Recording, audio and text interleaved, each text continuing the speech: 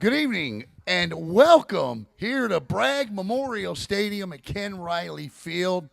We're coming up in an hour and 3 minutes over on Bally's is going to be the Cocoa Tigers and the Bradford Tornadoes in the 2S State Championship. Can the Cocoa Tigers storm chase and contain a tornado for a second consecutive week, or will it be Bradford catching a tiger by the tail this time? And here with me is Jackson Robb. And Jackson, welcome to the 2S State Championship game, your first high school football state championship game. I'm curious to get your take on where you're at with all of this. Not the game, but just you. Oh, I mean, I'm excited, amped up. I mean, this is first time I've gotten a credential, first of all. So, I mean, that was something new. And, you know, it's great. First game in a stadium this large outside of Brevard County even. So, yeah, it's been a great experience so far. Solid drive up, and it'll be a good one back. But, yeah, it's just been a long way, you know, these last 3 years, and now we're here, and I'm just so excited. For the Cocoa Tigers, under head coach Ryan Schneider, Jackson, this is his sixth year and his fourth trip to this game. Now, he's 1-2 in this game, but each year you kind of feel like he has learned something different. The first time he came to this game back in 2018 was his very first year. I still believe and I still say first-year head coaches, especially ones that take over for guys like John Wilkinson with a program like this, are drinking from a fire hose. They went in. They still managed to get to the state championship. They failed against Jacksonville Reigns. They would return 2 years later against Cardinal Gibbons. The unfortunate part of not having an actual kicker, they had a position player kicking for them, didn't work out. They went for two twice, didn't pan out. They lose to Cardinal Gibbons by 2.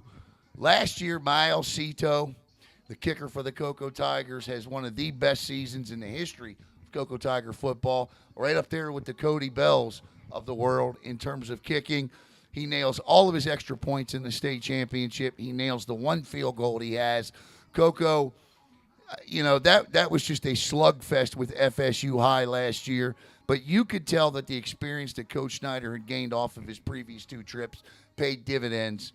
This year, I'm anxious to see Ryan Schneider in this game, coaching. Yeah, absolutely. I mean, year after year, this coaching staff just gets deeper and has more experience, and they've been here before. I think that's going to be a big thing for Cocoa, is that some of these players, and especially the coaches, have been here before. They know what it's like to play in a game of this magnitude, and that's going to be crucial. But as you said, it is going to be interesting to see as Coach Schneider and all of them, their progression and how now going to back-to-back trips and trying to complete the back-to-back state championships, how that is able to be carried out by this team and how they just prepare for this game. We're going to see it early and we're going to see it often, and just how, you know, over the weeks coming up and how in the playoffs, how they've won big, but maybe there's some things that maybe they weren't doing at the highest level. We'll see how they come out with those tonight. All right, let's talk about their opponent tonight, the Bradford Tornadoes. They are under head coach Jamie Rogers, and Coach Rogers is in his second year at Bradford. Certainly not his first go-around. He was at Baker County, spent some time up in Sewanee, Georgia. And so Coach Rogers knows a thing or two about coaching high school football. Last year took this team to the state semifinals. They finished 12-2. This year they're 14-0. So they're 26-2 over his 2 seasons. Pretty damn good, Jackson. When you stop and think about it, this is a football team. He's playing the underdog role with his team. Coco's 14-point favorites in this game, and he's playing the underdog role. Every article I've read says we're going to go up there, we're going to give it our best shot against these guys. These guys are the best in the state, regardless of classification. I've seen him throw compliments up one side and back down the other for the Cocoa Tigers, but you better believe he's got his team convinced that they can come out here and beat this Tiger team tonight. No, absolutely. This is a lot for them coming off of last year where this team knocked them out of the playoffs, and a very good season for them. And now they have a chance at, you know, sort of redemption now in the state championship. First time they've been here since 1985. So there's a lot on the line for them, and they know that. But, you know, coming in, playing that underdog mentality, like you said, and playing essentially with less to lose than Cocoa and to a degree is going to be to their benefit, I think. I think coming in with that sort of a mentality can set them up for success if they just kind of play their game and just go out there and say what happens, but we have a state championship on the line. They're aware of that, and they're going to play to a high level. This is a good Bradford team. This is a team that, especially that community, loves this football team. They have traveled well here tonight. Absolutely. So this is going to be for them. They know that it's for that community. And all these players, looking at interviews they've had in these past few weeks, for them, this is all dream come true. All these kids through youth football, everyone wants to make it here, but especially for Bradford, this is a once-in-a-few-decade opportunity, and they're going to make the most of it. For Bradford, everything they want to accomplish tonight is going to have to run through their defense. And we'll talk about why that is coming up. For me, this is a defense over the last 2 seasons that has been absolutely phenomenal. Now, they have held 23 of 26 opponents to a score or less. They've pitched 16 shutouts, Jackson, over the last 2 seasons. They've given up 21 or more points to just 2 teams. Pensacola Catholic last week, and last year in the state semis, Cocoa put 31 on them. Javen Boggs had 9 catches for 208 yards and 2 touchdowns in that game last year. So, for me, it is all about that defense tonight coming up big when it matters most, because they didn't do that in the state semis last year, and I felt like that defense Bradford brought to the table last year is better than the one they have this year, just my opinion. But with that said, Bradford is going to have to keep this game low scoring somehow, some way.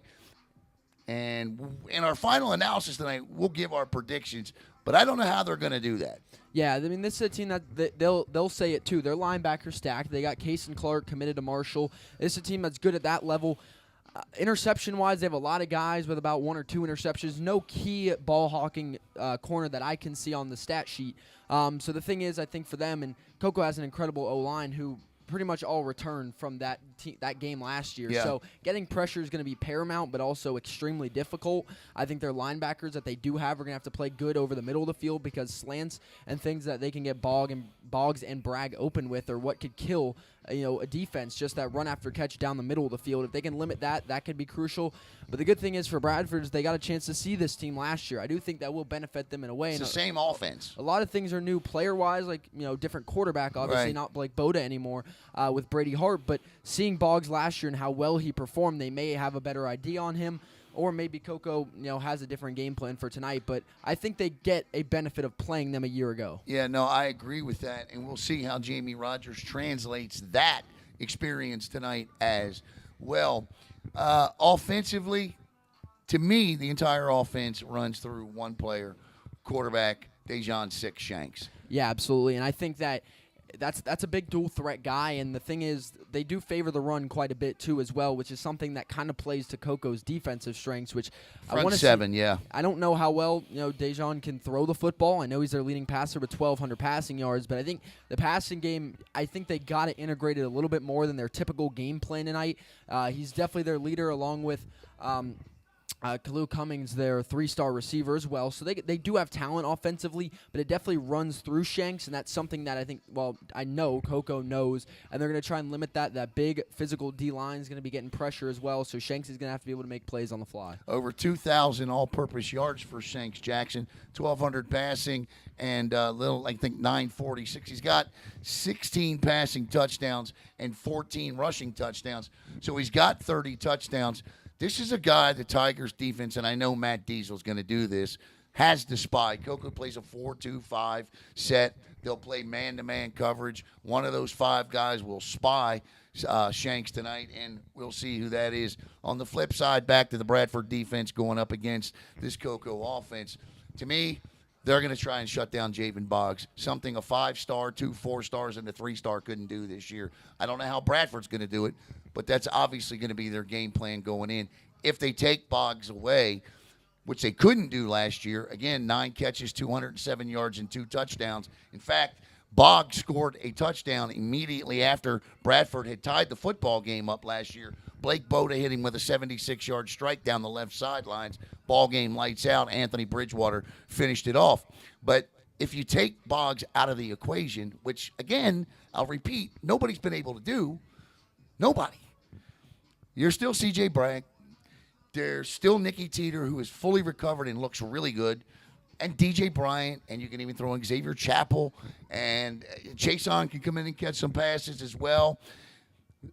It's tough to shut down this wide receiving core. Yeah, that's the thing. I think Coco's done a good job across the season is integrating those other receivers, because you can't come in necessarily and lock off one guy, double team, because then someone's going to be open across the field, like a Bragg, like a Teeter, who have incredible playmaking ability as well down the field. But the thing is, as well, is just how difficult it is to lock off a guy like Boggs, because for him, honestly, we've talked about it, but his best asset, in my opinion, is the run-after-catch value. Yep. Because the thing is, if you give him a step on you and he breaks a tackle, he's probably going to go all the way. So the thing is, you can play good coverage within a step, but if he catches the ball, you can't be liable that he's going to go down at any point. So it's just easier said than done to guard a guy like Boggs. And Bradford's going to have a plan. We'll see how they're able to execute. But the thing is, completely locking him off, if you're able to do so, still opens up opportunities for Bragg, Teeter, and all the others that Coco has. So you got to have some sort of system where you can kind of find a way to at least limit Boggs to the point where you're still able to cover Bragg and the others on that receiving core for the Tigers. Boggs, 86 catches this year, 1,304 yards, 23 touchdowns.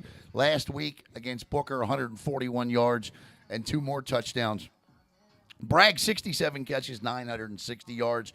Nicky Teeter, 37 for 487. DJ Bryant, 35 for 332. And those 3 have combined, Jackson, for 16 additional touchdowns on top of the 23. It's tough.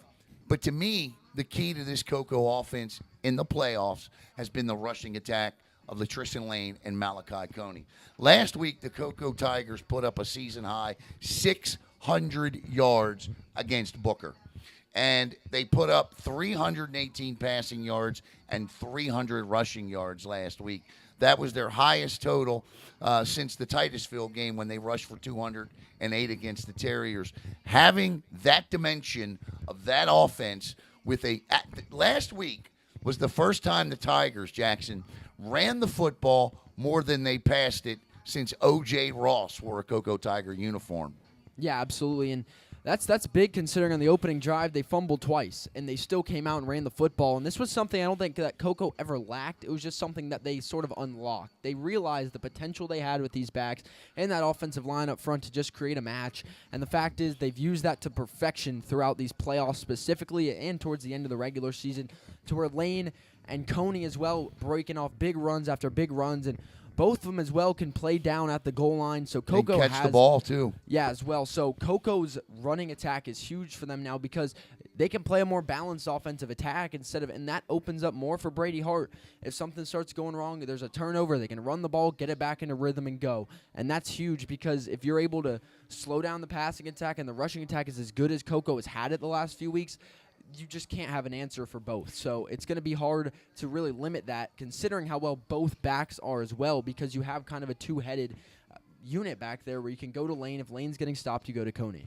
Kind of summing up the offense, and we're going to hear from Adam Franco and Rod, not right now.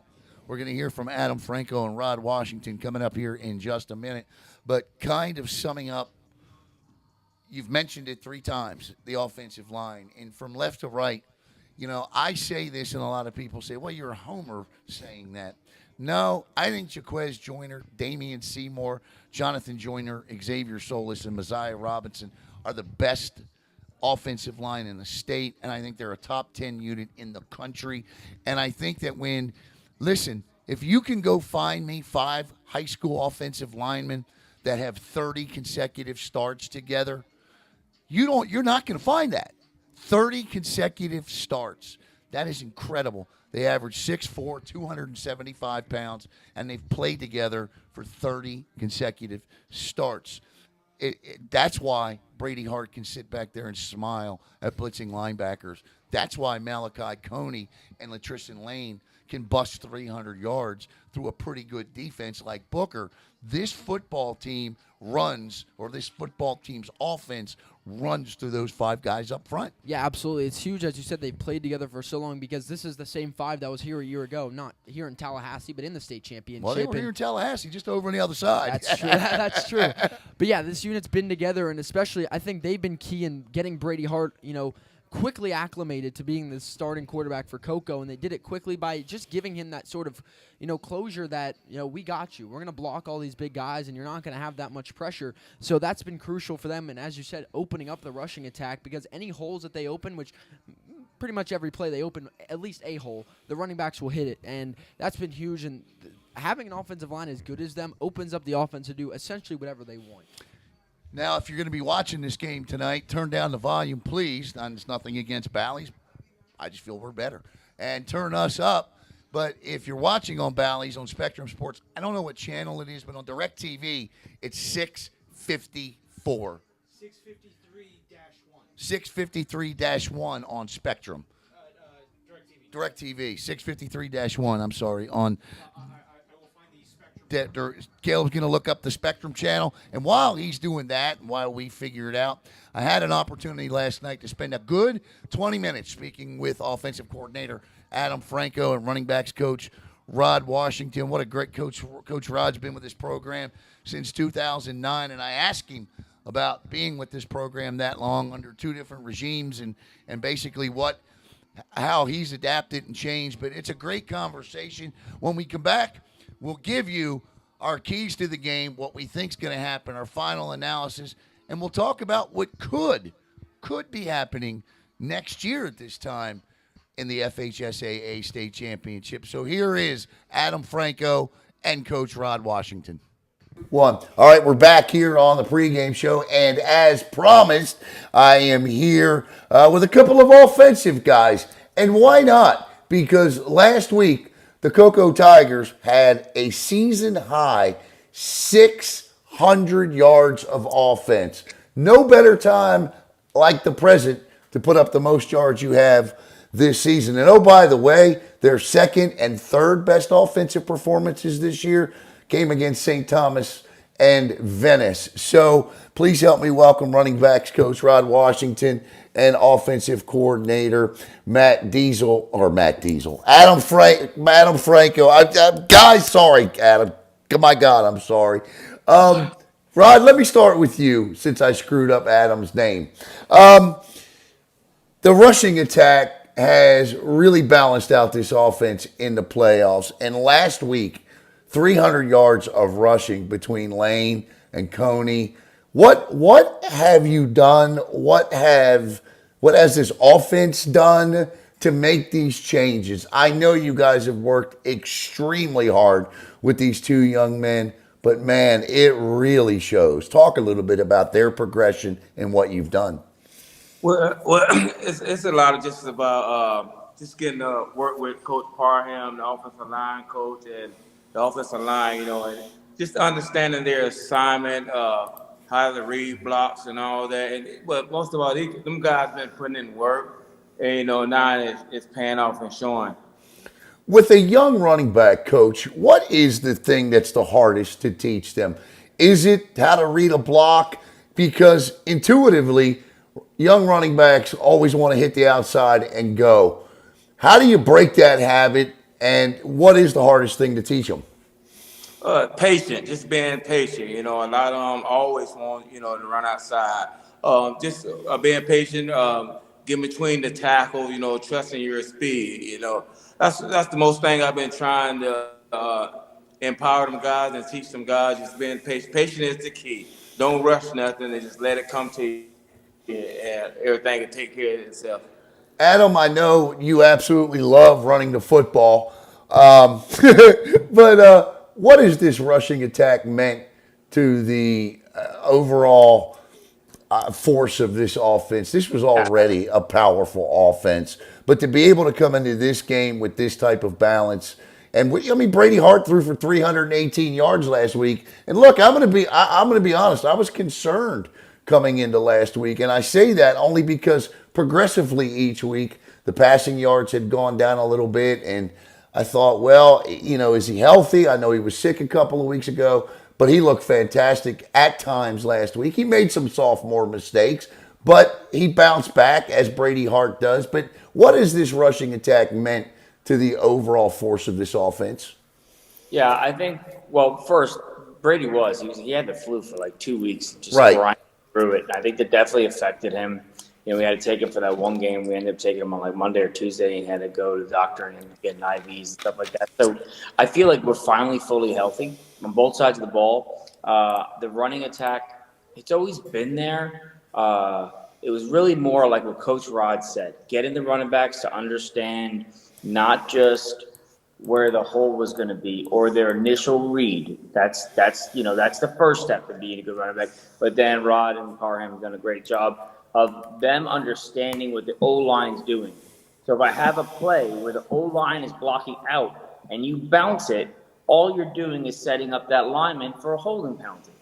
And them understanding the blocking scheme has exploded the offense because they know how to help the lineman now set up the block or kind of overstep so a linebacker scrapes over top too hard, and now it helps them climb to that double team and then cut back.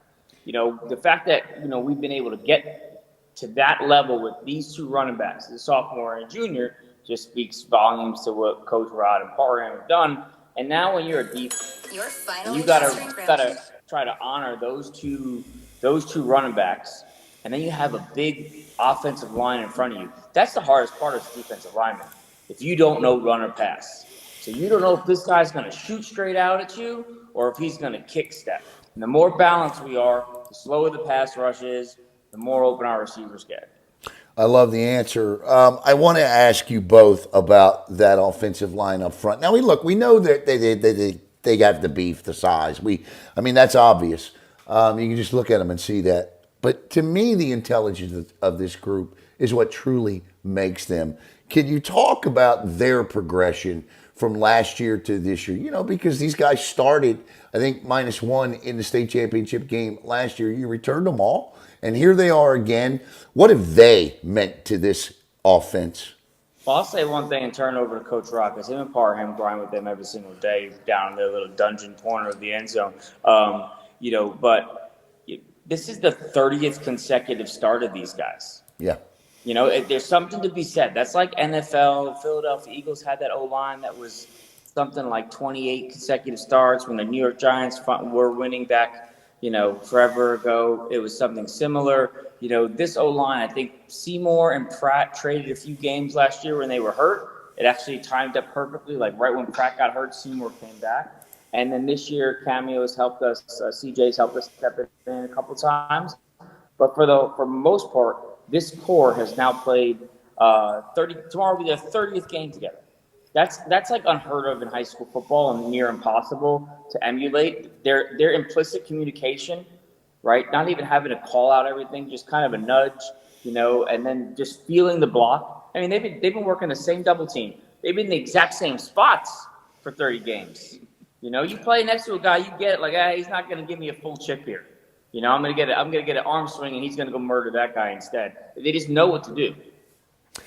Coach Rod, this offensive line. I talked to Damian Seymour last week, and of course, when I've talked to the joiners, etc., Messiah Robinson and company, the thing that they say is, obviously, every offensive line is going to tell you that they're a family, but you look at these guys and you look at the way that they interact with one another. Talk about these guys as a group. Individually, they're all fantastic young men and all have extremely bright futures. But talk about them as a group and the impact that they make on this entire football team. Well, they're real close, especially, coming from last year to this year, how they trust one another, and they understand their assignment. They brought in not only on the field, but off the field, they always hang out together. They always joking and all that. But when it's time to line up and get on the field, those guys trust one another, and they've been putting in the work. So that's what makes them so special, and a special group, just by buying into the process that Coach Parham and Coach Ryan Schneider and Coach Adam Franco, as us offensive guys, as we put our scheme together week by week. So, the guys understand, who to block, when to block, how to pull, and all that. So, they put the work in. They put the work in, and it's showing. Alan, you want to hear something funny? I'll give you a little nugget. I'll give you a nugget here. All right. My favorite part of every pregame, ask Coach Rod. So we all go out, right? We look at the pregame, right? On the way in, Coach Rod looks at me. I look at him. I go, we're going to crush them, right? And then we walk inside, right? And then we'll be sitting down, and Coach Parham, he sits usually at the end of the table, and Coach Snyder sits at the other end of the table. And at some point, Coach Snyder will always look up and be like, you going to be all right? We going to be all right? and Coach Parham will get mad at him and be like, yeah, we're gonna be fine. We're fine. There's nothing out there. We're fine. We're fine. And it's that little moment every single week where we're all like, great. Because there was a couple weeks where we were like, maybe. Maybe. That's a 4-star, 4-star, and a 4-star. So we'll see. Okay. O-line always held up. Yeah, I mean, defensively this year, that offense is shredded. I mean, just about every 4-star you've come up against, 3 and 4-star you've come up against, from the secondary to the D ends to the D tackles that we've seen, you guys have really taken care of business against these guys. Coach Rod, let me ask you this: how long have you been with this program? Since '09. Okay, so you have been. I thought you came in the second year of this that 3 straight championship title.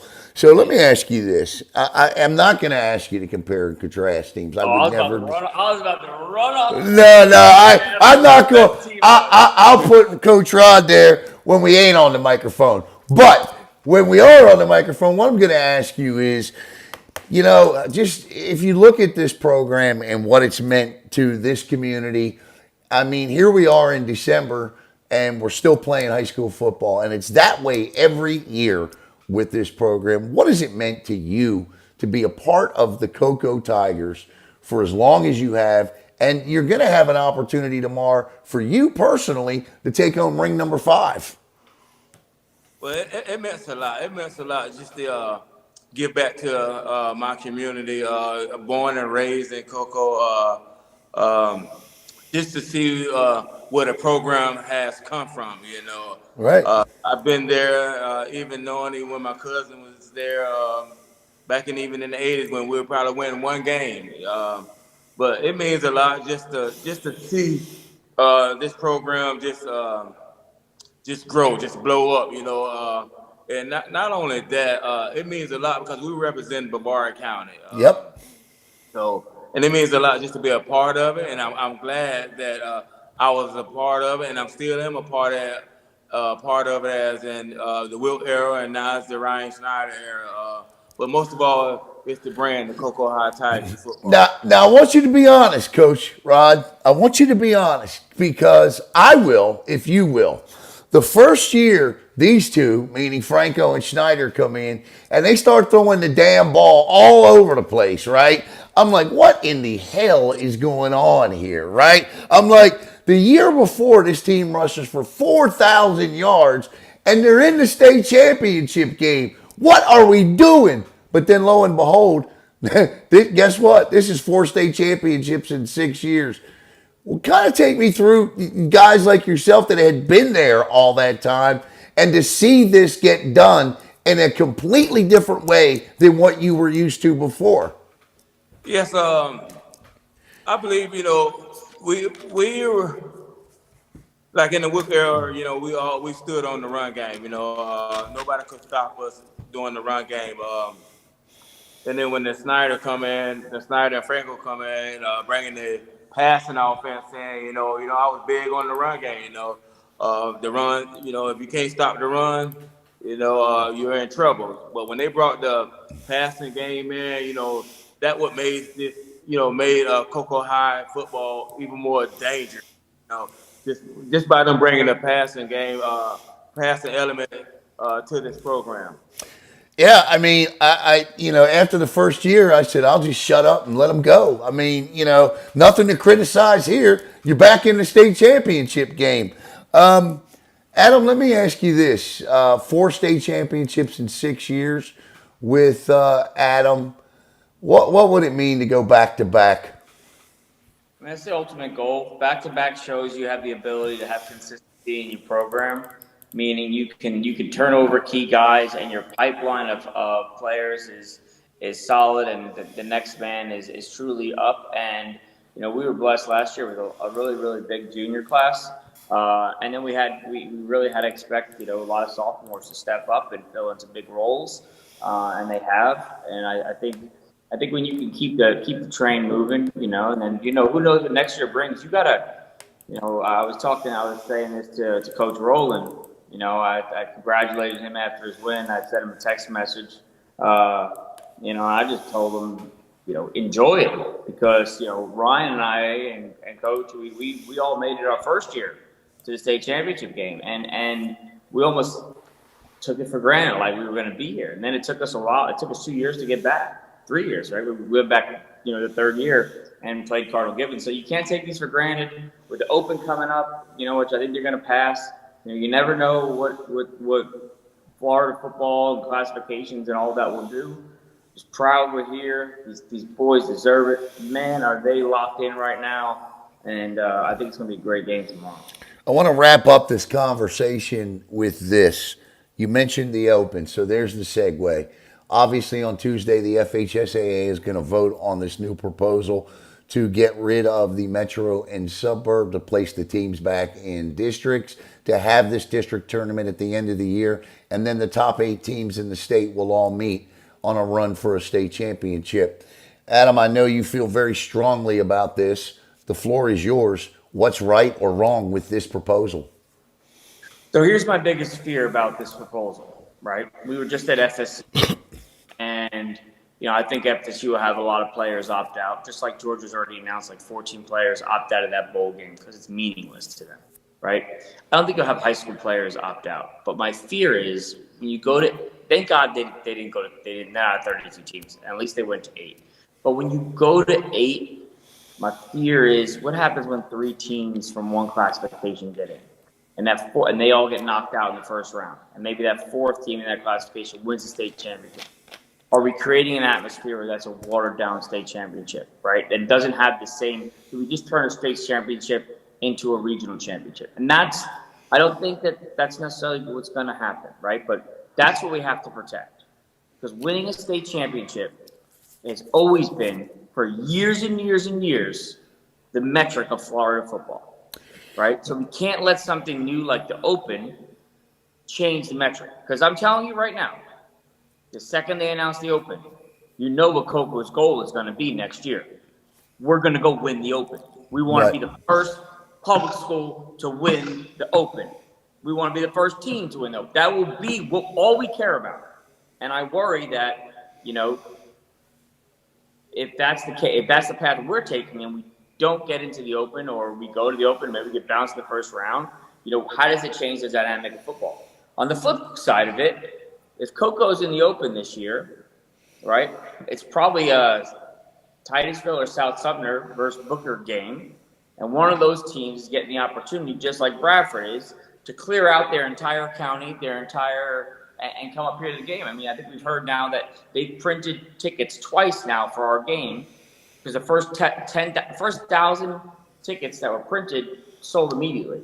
Yep. These are printed tickets. You can go online and buy them. We're burning paper. But now they printed another 1,000 tickets because that's the expectation. And Bradford, for everything we've read, they're bringing a huge crowd. So there's value in that, right? Giving everyone that experience. We just got to be careful we don't expand it too big.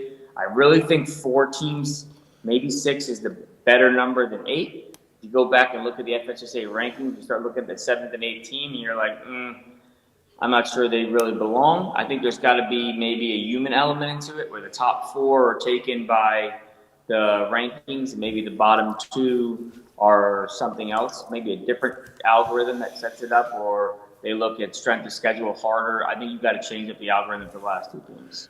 Well, I agree with everything you say except for one thing. I like the 8, and here's why.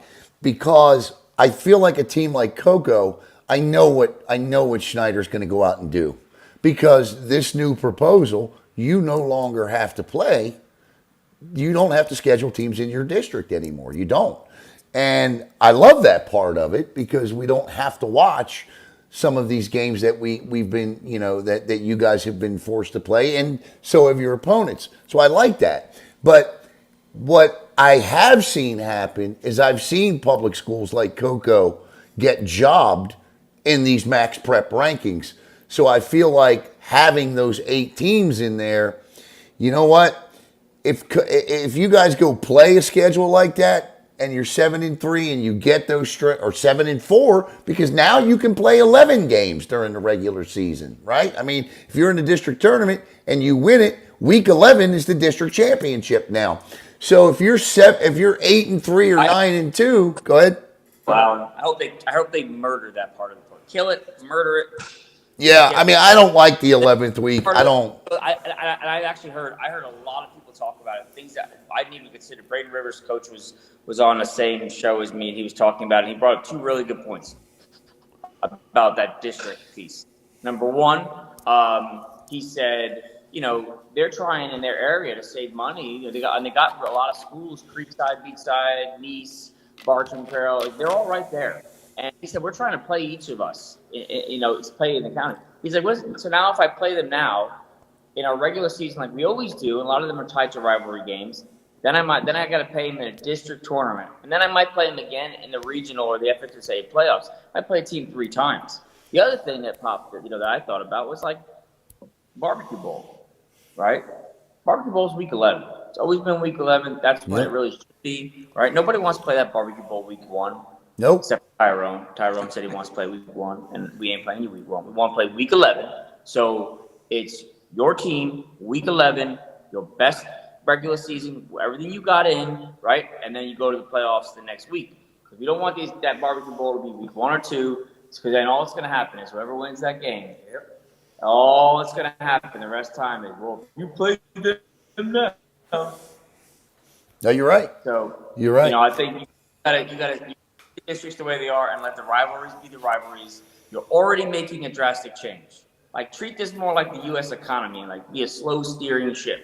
We don't need to rip the Band-Aid off every 2 years and think of something new and wild. I agree. I just couldn't agree with you more. And I agree with you. I think this will pass, but I don't think it will pass as the 12-page proposal is written. We'll see. We'll find out Tuesday on Brevard Sports Network. We'll cover it. And I'd love to have you join me once it does pass to really break it down and talk about it. Coach Rod, final thoughts on tomorrow. Guys, look, I mean, the ballyhooed, Bradford defense, 26 games. They've allowed a single score less than 23 of them. They've got 15 shutouts in 26 games. They are allowing 5.7. I get it. All of that was the same last year. In fact, I think the defense they had last year was better statistically speaking. And Cocoa is one of 2 schools to put 21 or more points on them, and you put 31 on them in the state semis last year. Is their defense, I mean, I get it on paper statistically. Yes, it is fantastic. You guys beat it last year. What's the key to beating it this year, guys? Just now, just play our game. Play our game, stay focused, do what we've been doing all year long, and we'll be fine. I always say here, you got to put 11 on the field. Your 11 against our 11, and any day, any time of the year, any time of the week, or any time of the minute, I'm putting all my chips on our 11. They've been better tested. They're ready. They're focused. Their practice all week been. They've been focused, and we had a great week of practice, so we're ready to go. Yeah, to me, this is more about what you guys can do, and they're the ones that have to prove they can stop you. Adam, final thought on this? Yeah, I mean, we're well prepared. I'll tell you what. It reminds me like when your platoon gets assigned to be kind of like you're going to be the platoon on a combat deployment that's going to be doing a lot of raids. You end up practicing raids over and over and over and over and over again. And then when you get a mission, you build out box houses and you simulate the environment you're going into, and you practice and rep that raid over and over and over. And you practice everything from the radio calls to the fire missions, everything. You rep it, you rep it, you rep it. And then when you land, nothing goes as the practice you just did. But because you did every single type of practice, right? Because we played against teams that were too high with a great defensive line, one high with a great secondary but an average defensive line. Guys that tried to put the overhang defender. Guys that tried to go play, cover 4 against us a game. Try to play punk. We've seen everything. Yep. And we're going to figure you out in the first series. We'll figure you out in the first few plays. And then once we do, we go to that raid script. And we execute. And this team is ready to go. I mean, they're senior heavy. They're dialed in. It's the most focused. They've been enjoying themselves, but you could just tell. I mean, we were just at the game right now, and those boys wanted to take the field. We were Who just ended out up there. winning that game between with Hawthorne? Was Got that? you. All right, guys. Well, look, appreciate you joining us here on the pregame show, and good luck out there here coming up in about 20 minutes. Thank you, and we'll see you on the field after the game, Coach Rod, Coach Adam.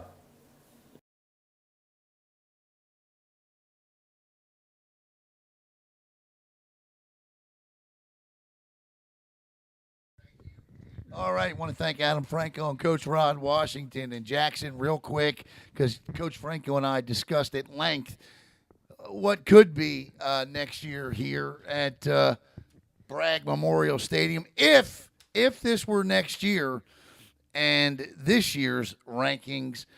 This is Coco will be playing that team that Mandarin, but it would be Chaminade, Madonna, St. Thomas, Coco, Miami Norland, Venice, Mandarin, Buchholz, and Central, Miami Central. Those would be the 8 teams in the Open 8. And all of the naysayers out there for Coco, the Eric Pierces of the world, if you will, would say Coco can't beat these schools, but they proved earlier this season they could. Yeah, I mean, they beat everybody minus St. Thomas, but we all know how that happened. And so they've gone out here and beat everyone. They put on that tough schedule and proved that. And I think that'd be fun. I think that'd be great to see, especially them being ranked number 1 in the state of Florida. That's over all these teams in the FHSAA rankings. Max Preps has them at the 4, but that's still above half of those teams you listed. Yeah, I think that'd be very interesting and very fun to watch. I like the district tournament format. I like that. I do not like the potential there for an open week 11. I don't even know what you would do there, and I don't like some of the things that could happen to some of the rivalries. I think a schedule like this could put something like the Barbecue Bowl in jeopardy. All right, real quick, let's give you the starters for the Coco Tigers tonight on the offensive side of the ball. It'll be Brady Hart, Latrissen Lane, Javen Boggs, Bragg, Teeter, Bryant at the wide receiver position. Of course, up front, Jaquez Joyner, Damian Seymour, John Joyner, Xavier Solis, and Messiah Robinson.